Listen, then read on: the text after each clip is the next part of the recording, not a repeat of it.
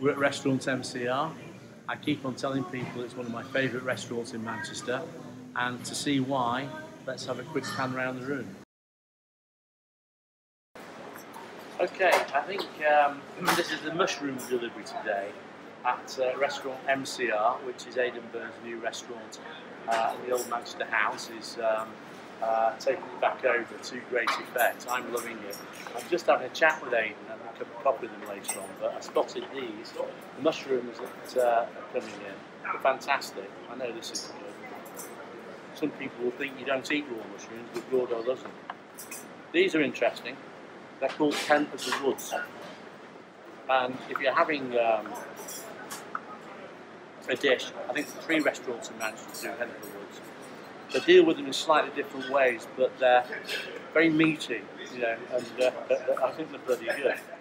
If you're a cheese whore, which I am, very much so, one of the great things I like about Aidan's Restaurant Manchester is his cheese board. He gets his guys here to pick 4 or 5 really great cheeses, and he majors on them.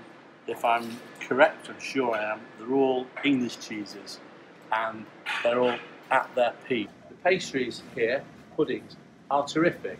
However, you do a Manchester tart. You know these tarts has got coconut and raspberries and stuff like that. Not very salted, them coconuts, are they? Bananas as well, they don't come from Salford, do they?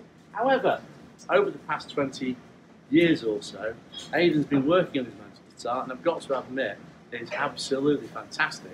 And when I did a test meal here for the top 100 restaurants coming up this autumn, I scored the Manchester tart 10 out of 10, which is one of only 3 puddings in Greater Manchester I've ever given that score to. Well worth trying. You like your wine, maybe you're not as knowledgeable as you would like to be.